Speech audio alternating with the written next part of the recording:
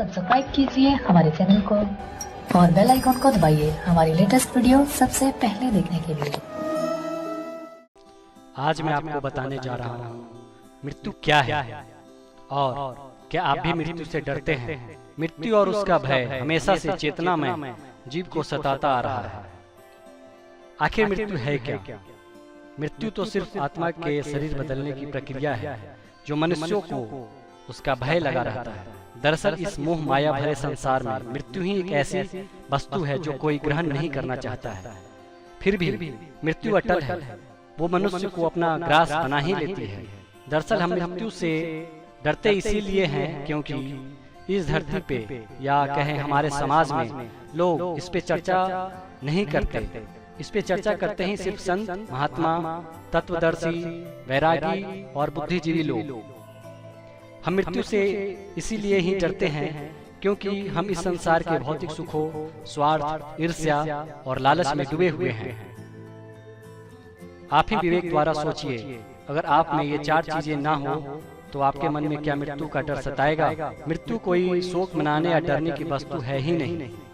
मृत्यु से भय उसे ही लगता है जो इस भौतिक संसार को ही सब कुछ समझता है और भोग विलासता को छोड़ना नहीं चाहता और इस भौतिक जगत के सिवाय और कुछ समझता न हो और न जानने की कोशिश करता हो। जो मृत्यु हमेशा से ही अटल है, सत्य है, उससे डरने की जरूरत नहीं, उसे समझने की जरूरत है।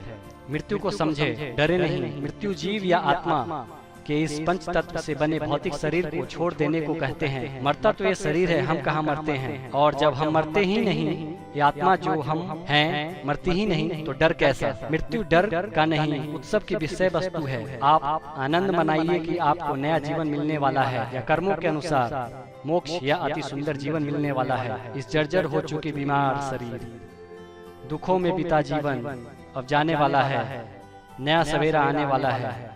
हाँ, डर वो करे मृत्यु का जिन्होंने जीवन भर बुरे कर्म किए हैं, क्योंकि हो सकता है कि उनका अगला जीवन कर्मों फलों के अनुसार बुरा गुजरे। कई सनातनी समुदाय मृत्यु के स्वागत के लिए अन्न जल का त्याग कर देते हैं। कई जातियां प्रजातियां तो मृत्यु को उत्सव के तौर पे मनाती भी हैं। भगवान श्री कृष्ण कहते हैं जो जन्म लेता है उसकी मृत्यु अवश्य होती है और मृत्यु के बाद जन्म अवश्य होता है, जिसमें कोई परिवर्तन न हो सके, ऐसी यह कुदरती व्यवस्था है। इसके लिए शोक करना तेरे लिए उचित नहीं है। आत्मा और शरीर का संबंध खत्म हो जाए, माने कि वे अलग हो जाए, तब शरीर की मृत्यु होती है। आत्मा अमर है, अर्थात इसकी मृत्यु तो होती ही नहीं, तो उसका शोक करना व्यर्थ है।